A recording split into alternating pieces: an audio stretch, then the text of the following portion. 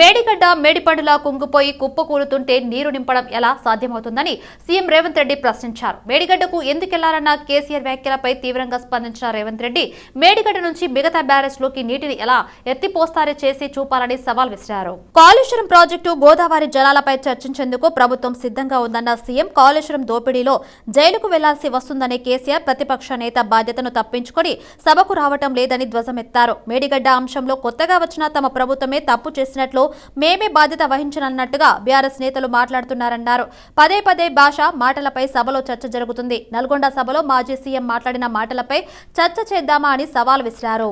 కొత్తగా వచ్చిన ప్రభుత్వమే ఏదో తప్పు చేసినట్టు, ఈ తప్పుకు కొత్తగా వచ్చిన వాళ్ళే బాధ్యత అయినట్టు, అదేవిధంగా పదే పదే భాష గురించి మాటల గురించి మీరు ఇట్లా అంటుండ్రు, మీరు అట్లా అంటుండ్రు, మమ్మల్ని గౌరవిస్తలేరు అని ఏదైతే చర్చ జరుగుతుందో, మాజీ ముఖ్యమంత్రి గారు నిన్న నల్గొండ జిల్లాలో వాడిన భాష మీద చర్చ చేద్దామా అధ్యక్ష?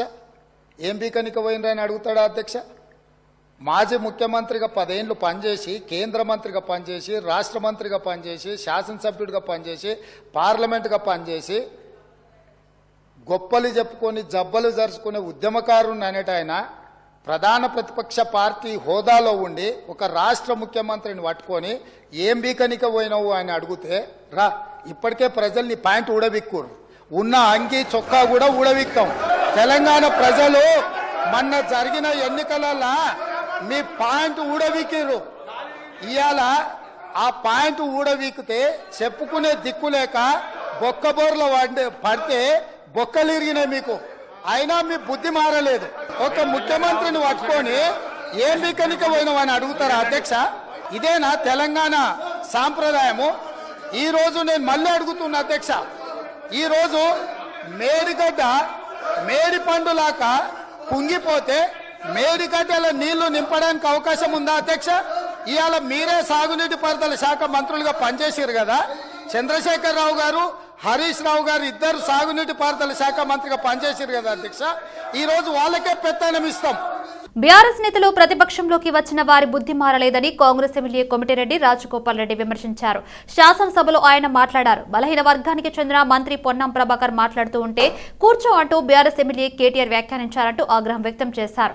ప్రభుత్వంలో ఉన్నప్పుడు ఎలా ప్రవర్తించారో ఇప్పుడు అలాగే చేస్తున్నారని, ఆయనకు ఎంత అహంకారం అని ధ్వజమెత్తారు. మంత్రి పదవి విషయంలో ఎమ్మెల్యే కడియం శ్రీహరి చేసిన వ్యాఖ్యలపై రాజగోపాల్ రెడ్డి మండిపడ్డారు. దానిపై సీఎం తమ పార్టీ అధిష్టానం నిర్ణయం తీసుకుంటుందని చెప్పారు. ఉద్యమకారుడు తాటికొండ రాజయ్యను కడియం శ్రీహరి 2 సార్లు మోసం చేశారన్నారు. ఉప ముఖ్యమంత్రి పదవిలో ఉండగా అవమానకర రీతిలో తొలగించేలా చేసి ఆ పదవిలోకి వెళ్లారు. ఏనాడు తెలంగాణ కోసం కడియం మాట్లాడలేదు. ఇటీవల జరిగిన ఎన్నికల్లో సిట్టింగ్ ఎమ్మెల్యేగా ఉన్న రాజయ్యను తప్పించి టికెట్ తెచ్చుకున్నారు. ఎమ్మెల్యేగా గెలిచిన ప్రభుత్వం రాకపోయేసరికి ఆయన అసహనంతో మాట్లాడుతూ ఉన్నారు. నేను మంత్రినవుతానో లేదో తెలియదు, బారాసాలో ఉండగా మీరు మాత్రం ఈ జన్మలో మంత్రి కాలేరు అని రాజగోపాల్ రెడ్డి తెలిపారు. అధ్యక్ష, మీరు చెక్ చేయండి రికార్డ్స్. ఒకనాడు హరీష్ రావు గారు బాబు ఒక నిమిషం రంగన ఒకనాడు హరీష్ రావు గారేమో ఆ రోజు నా గురించి, నా మంత్రి పదవి గురించి మాట్లాడు. మళ్ళా కడియం శ్రీహరి గారు మాట్లాడారు మా పార్టీ గురించి. అధ్యక్ష, మా పార్టీ అంతర్గత విషయం గురించి ఎవరి మంత్రులు కావాలి, ఎవరి మంత్రులు కావాలి మా పార్టీ అధిష్టానం ముఖ్యమంత్రి గారు నిర్ణయం తీసుకుంటారు. ప్రతిసారి వీళ్ళ దుర్బుద్ధి ఏంటంటే అధ్యక్ష, వాళ్ళకి అధికారం పోయినప్పటి నుంచి మా కాంగ్రెస్ పార్టీ సభ్యుల దగ్గర పోయి నీకు మంత్రి పదవి రాలేదు, నీకు అది రాలేదు, నీకు అది అని మమ్మల్ని రెచ్చగొట్టి పార్టీని చీల్చే కుట్ర వీళ్ళు చేస్తున్నారు అధ్యక్ష. ఇది వాళ్ళ నైజం, వాళ్ళ కడుపులో విషం ఉంది. నన్ను ప్రతి ఒక్కరి దగ్గర పోయి నువ్వు మంత్రి కాలేదా ఇవన్నీ మాట్లాడేది, ఇది ఈ కుట్ర చేస్తున్నారు. కడియం శ్రీహరి గారు, మీరు నాలాంటి మనిషిని పట్టుకొని అధ్యక్ష, నేను తెలంగాణలో పార్లమెంట్లో తెలంగాణ కోసం కొట్లాడిన మనిషిని, నా పదవిని ఇట్లా గడ్డిపోతరా పడేసి మీకు వ్యతిరేకంగా పోరాటం చేసిన మనిషిని. నాకు పదవులు ముఖ్యమా అధ్యక్ష? నేను పదవుల కోసం పాకులే మనిషిని అయితే పదవికి రాజీనామా చేసి మీ ప్రభుత్వాన్ని మున్గోడు ప్రజల కాళ్ళ దగ్గర తీసుకొచ్చిన అధ్యక్ష నేను.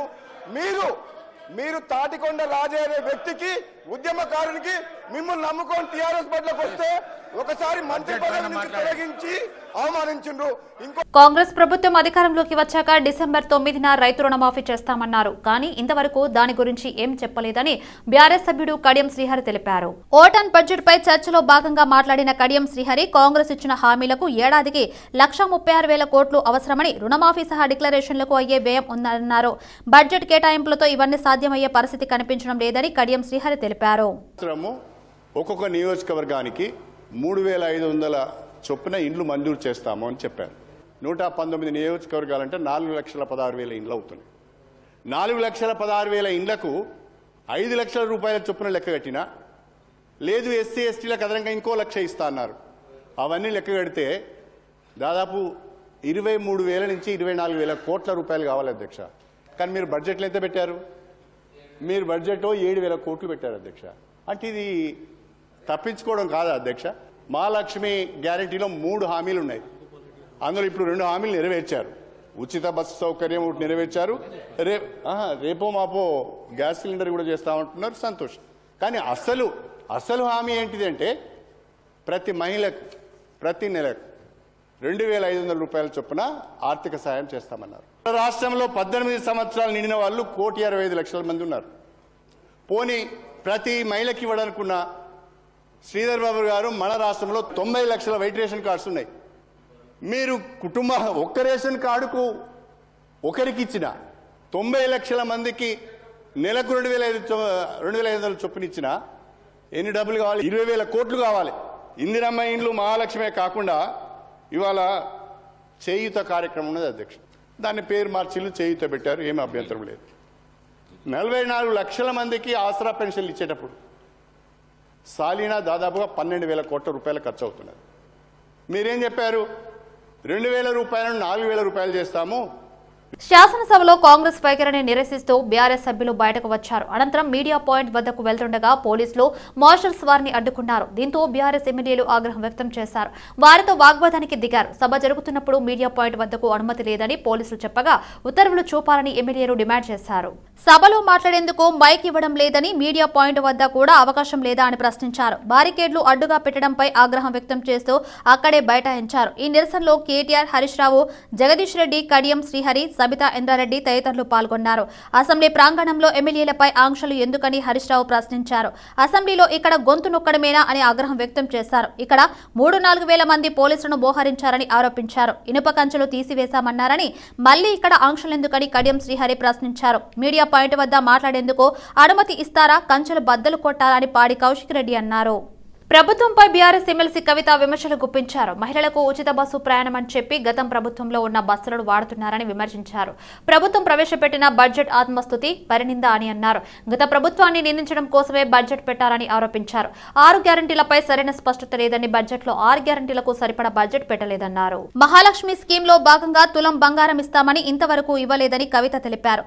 రాష్ట్రంలో కరెంటు కోతలు పెరిగాయని చెప్పారు. ఇచ్చిన వాగ్దానాలు అమలుకు సాధ్యం కాని బడ్జెట్ ప్రవేశపెట్టారని కవిత విమర్శించారు. ప్రతిరోజు ప్రజలను ముఖ్యమంత్రి కలుస్తారని ప్రజావాణి పెట్టారని, ఒక్కరోజు మాత్రమే కలిశారని కవిత అన్నారు. ఆ తర్వాత 2-3 మంత్రులు ప్రజావాణిలో ఉన్నారని, చివరకు ఐఏఎస్లే ప్రజావాణిలో ఉంటున్నారని చెప్పారు. ప్రజావాణి వింటా అన్ని కాంగ్రెస్ లీడర్లు ఢిల్లీ వాణి వింటున్నారని విమర్శించారు. కౌన్సిల్ గౌరవ మర్యాదలను కించపరిచిన సీఎం తన మాటలను వెనక్కి తీసుకోవాలని డిమాండ్ చేశారు. దేశ కాంగ్రెస్ పార్టీకి తెలంగాణ కాంగ్రెస్ ప్రభుత్వం ఏటీఎంలా మారిందని విమర్శించారు. రాహుల్ గాంధీ పాదయాత్రకు తెలంగాణ బస్సులను పెట్టారని కవిత ఆరోపించారు. భారతీయ జనతా పార్టీ శాసనసభాపక్ష నేతగా ఏలేటి మహేశ్వర్ రెడ్డిని నియమిస్తూ ఆ పార్టీ రాష్ట్ర అధ్యక్షుడు కిషన్ రెడ్డి లేఖ విడుదల చేశారు. ఉపనేతలుగా ఆదిలాబాద్ ఎమ్మెల్యే పాయల్ శంకర్, కామారెడ్డి ఎమ్మెల్యే కాటిపల్లి వెంకటరమణారెడ్డి వ్యవహరిస్తున్నారు. పార్టీ చీఫ్ విప్ గా సిర్పూర్ ఎమ్మెల్యే హరీష్ బాబును నియమించారు. విప్ గా నిజామాబాద్ అర్బన్ ఎమ్మెల్యే ధన్పాల్ సూర్యనారాయణ గుప్తా వ్యవహరిస్తారని తెలిపారు. ట్రెజరర్ గా ఆర్మూర్ ఎమ్మెల్యే రాకేష్ రెడ్డిని నియమిస్తున్నట్టు వివరించారు. ఈ ఉత్తర్వులు తక్షణం అమల్లోకి వస్తాయని కిషన్ రెడ్డి వివరించారు. తెలంగాణ అసెంబ్లీ ఎన్నికల సమయంలో బీజేపీ అధికారంలోకి వస్తే బీసీని ముఖ్యమంత్రిని చేస్తామని చెప్పిన బీజేపీ కనీసం శాసనసభాపక్ష నేతను కూడా చేయలేకపోయిందనే విమర్శలు గుప్పమంటున్నాయి. బీసీ సామాజిక వర్గానికి చెందిన గోషామహల్ ఎమ్మెల్యే రాజాసింగ్ కు మినహా అందరికీ పదవులు కేటాయించడం గమనార్హం. బీజేపీ రాష్ట్ర అధ్యక్షుడు, శాసనసభాపక్ష నేత 2 ఓసీలు, వీరిద్దరూ ఒకే సామాజిక వర్గానికి చెందిన వారే కావడం అనేక విమర్శలకు తావితీస్తుంది. ప్రధాని మోడీ నాయకత్వాన్ని బలపరిచేందుకే భారతీయ జనతా పార్టీలోకి వెళుతున్నట్లు పీఎల్ శ్రీనివాస్ తెలిపారు. సోమజ్జిగూడ ప్రెస్ క్లబ్ లో ఏర్పాటు చేసిన విలేకరుల సమావేశంలో తాను బీఆర్ఎస్ ను వీడి బీజేపీలోకి వెళ్లడం ఆనందంగా ఉందన్నారు. కేసీఆర్ నేతృత్వంలోని టీఆర్ఎస్ పార్టీలోకి చేరిన అనంతరం పులిలాంటి నన్ను పిల్లిలా మార్చారని వాపోయారు. ఈ నెల 17న మహబూబ్ కాలేజీ క్యాంపస్ లో నిర్వహించనున్న సభలో కేంద్ర మంత్రి కిషన్ రెడ్డి, బీజేపీ సీనియర్ నాయకులు లక్ష్మణ్ సమక్షంలో బీజేపీలోకి వెళుతున్నట్లు చెప్పారు. తన కుమార్తె అలెక్య కూడా పార్టీలో చేరుతారని పీఎల్ శ్రీనివాస్ తెలిపారు. గత 15 రోజుల ముందు మీ అందరికీ బాగా తెలుసు, ఇదే ప్రెస్ క్లబ్లో నేను ప్రెస్ కాన్ఫరెన్స్ పెట్టి బీఆర్ఎస్ పార్టీకి రాజీనామా చేస్తున్నాను, రాజీనామా చేసినాను, మళ్ళా ఏ పార్టీలో జాయిన్ చేస్తానో అని చెప్పి మీకు చెప్తానని చెప్పాను. అదే మాట మేము మీ దగ్గరికి వచ్చాను కలవడానికి పర్సనల్గా.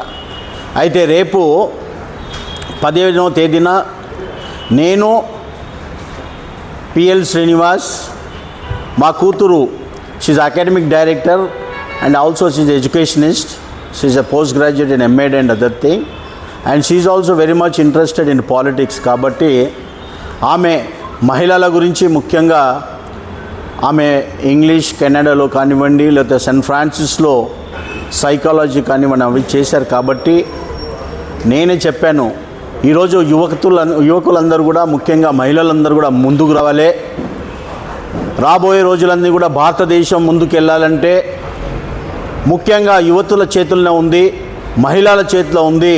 కాబట్టి మహిళలు, యూత్ అంతా కూడా ఈ భారతదేశాన్ని ముందుకు తీసుకెళ్లాలంటే మనం ఈరోజు నరేంద్ర మోడీ గారికి బీజేపీకి సపోర్ట్ చేయాలనే ఉద్దేశంతో సికింద్రాబాద్ జోనల్ కమిషనర్ కార్యాలయంలో నిర్వహించిన రివ్యూ మీటింగ్ లో సికింద్రాబాద్ జోనల్ కమిషనర్ రవి కిరణ్ తో కలిసి గ్రేటర్ హైదరాబాద్ నగర డిప్యూటీ మేయర్ మోతి శ్రీలత, శోభన్ రెడ్డి పాల్గొన్నారు.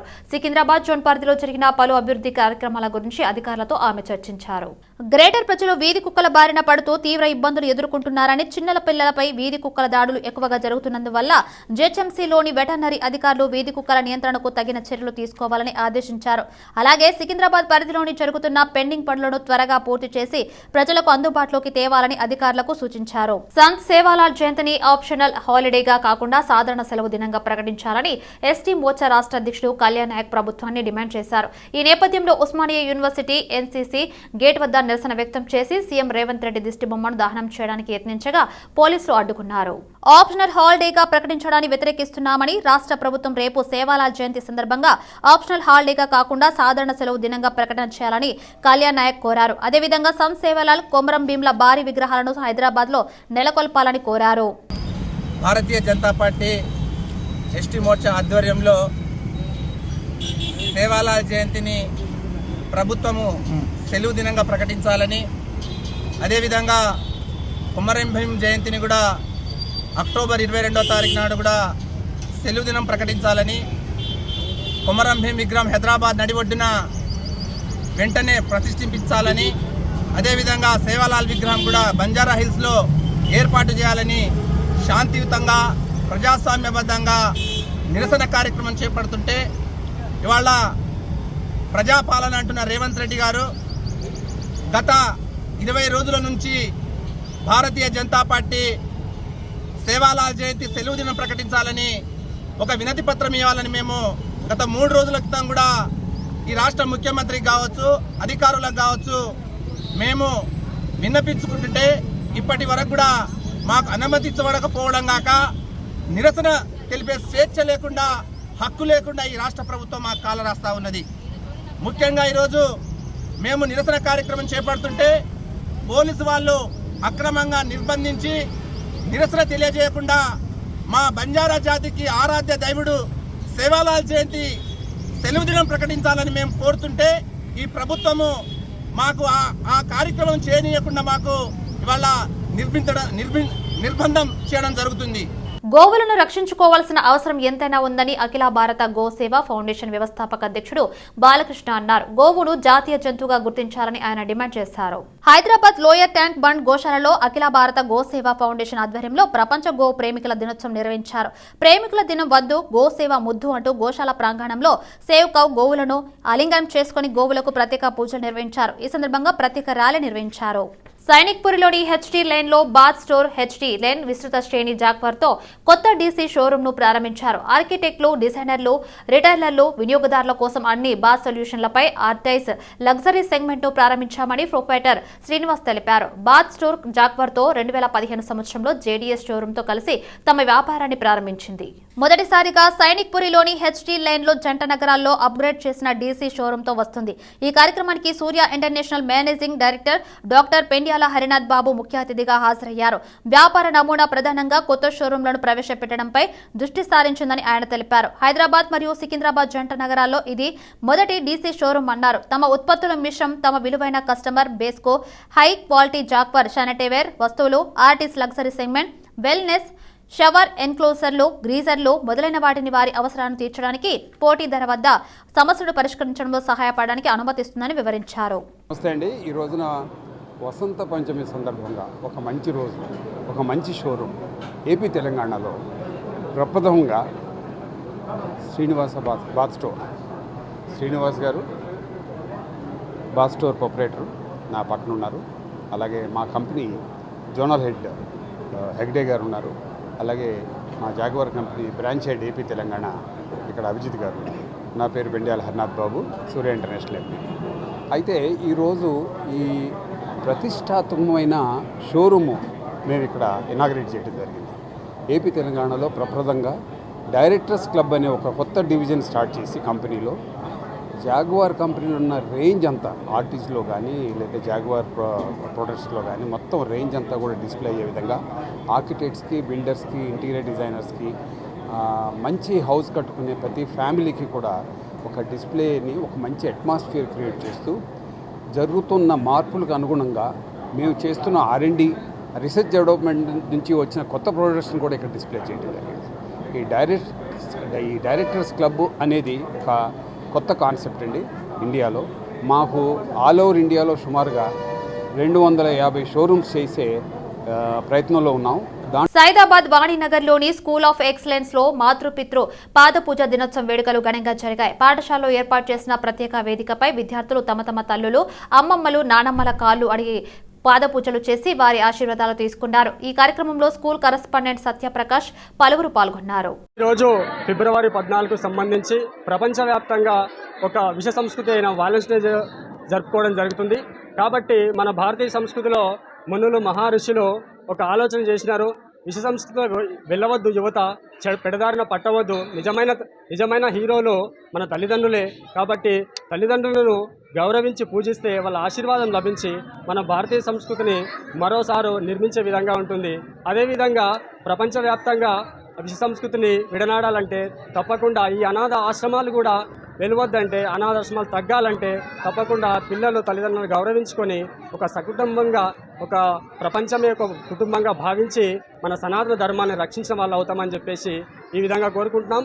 ఈ సంత శ్రీ ఆసారాంజీ ప్రవేశపెట్టబడిన ఈ కార్యక్రమము ప్రతి సంవత్సరము ఫిబ్రవరి 14 రోజున మాతృపితృ పూజ జరుపుకొని మనము గర్విస్తున్నాం. ఎందుకంటే ఇదే సంస్కృతిలో తల్లిదండ్రులను అలాగా అంటే తల్లిదే ఒకరోజు, తండ్రి డే ఒకరోజు, బ్రదర్స్ డే ఒకరోజు అని కాకుండా మన సంస్కృతిని ఒకటే గంటాపదంగా ప్రేమ అంటే, నిజమైన ప్రేమ అంటే పోషించుకునేది, ఒకరినొకరిని పోషించుకునేది. మరి బయట మాత్రం ఒకరినొకరిని శోషించుకునేది. మరి పోషింపబద్ధంగా ఉండాలంటే ఖచ్చితంగా మన కుటుంబము నిజమైన ప్రేమ దినోత్సవం జరుపుకోవాలి. ఆ ప్రేమ దినోత్సవమే మాతృపితృ పూజ దినోత్సవం జరుపుకుంటాము. మరొకసారి జై హింద్. వ్యాలంటైన్స్ డే అని జరుపుకోవడం జరుగుతుంది. మేము కూడా అంటున్నామంటే మన స్కూల్లో వ్యాలంటైన్స్ డే అంటే దాన్ని పురస్కరించుకొని అంటే వ్యాలంటైన్స్ డే కాకుండా ప్రేమించండి, కానీ మీ మదర్స్ని ప్రేమించండి, మాతృమూర్తులను ప్రేమించండి. మదర్స్ కాళ్ళ కిందనే స్వర్గం ఉంటుందనే ఉద్దేశంతో మన స్కూల్లో అందరు మాతృమూర్తులు, అమ్మమ్మలు, నానమ్మని పిలిపించి పిల్లలతో వాళ్ళ పాద పూజ చేయించి మన సంస్కృతిని చాటడానికి ప్రయత్నిస్తున్నాము.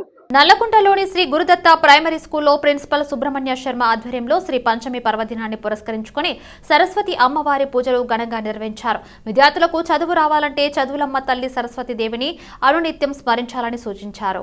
అంతేకాకుండా వారి భవిష్యత్తుకు జ్ఞాన సంపద అతి ముఖ్యమని అన్నారు. నేటి తరం విద్యార్థులకు భాషా సంస్కృతి ఎంతో ముఖ్యంగా తెలియాల్సి ఉందన్నారు. అనంతరం విద్యార్థులు ఆటపాటలతో అందరినీ ఆకట్టుకున్నారు. కార్యక్రమంలో విద్యార్థుల తల్లిదండ్రులు, ఉపాధ్యాయులు తదితరులు పాల్గొన్నారు. శ్రీ వసంత పంచమి సందర్భంగా మనము సరస్వతీదేవి పూజని చేసుకుంటున్నాం. సరస్వతి అంటే సరహా అంటే ప్రవాహం అని, సరస్వతి అనే పదానికి సొగసైన నీటి ప్రవాహం అనే పేరు ఉంది. అయితే ఈ సరస్వతీదేవి విద్యాదేవిగా పేరు పొందింది. ఈమె సకల విద్యలకి అధిష్టాన దేవత కాబట్టి ఈవిడను ప్రతి విద్యార్థి మనస్ఫూర్తిగా పూజించుకోవాలని కోరుతున్నాను. అయితే ఇది మాఘశుద్ధ పంచమి రోజున వస్తుంది.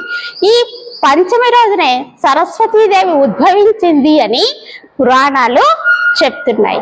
ఇక్కడికి వీచేసిన పెద్దలకు ముందుగా వసంత పంచమి శుభాకాంక్షలు తెలియజేస్తున్నాను. అన్ని సిరులకు మూలాధారం విద్య. సమస్త విద్యల్ని అనుగ్రహించే తల్లి. అన్ని కళలకు, శాస్త్రాలకు, వృత్తులకు, మేధస్సుకు, వాగ్బుద్ధికి అన్నిటికీ అధిష్టాన దేవత సరస్వతీదేవి. మాఘశుద్ధ పంచమి నాడు సరస్వతీదేవి ఆవిర్భవించిన రోజు. పెద్దమ్మ తల్లి 30వ వార్షికోత్సవ వేడుకలకు అమ్మవారి ఆలయం ముస్తాబవుతున్నది. మాఘమాసంలో వచ్చే రథసప్తమి రోజు అమ్మవారి రథోత్సవ వేడుకలు ప్రత్యేకంగా నిర్వహిస్తారు. అమ్మవారి విగ్రహం అదే రోజున ప్రతిష్టాపన జరిగింది. దీంతో ప్రతి ఏటా అమ్మవారి ఉత్సవ విగ్రహాన్ని రథంపై వీధుల్లో ఊరేగిస్తారు. రథాన్ని లాగేందుకు భక్తులు పోటీ పడతారు.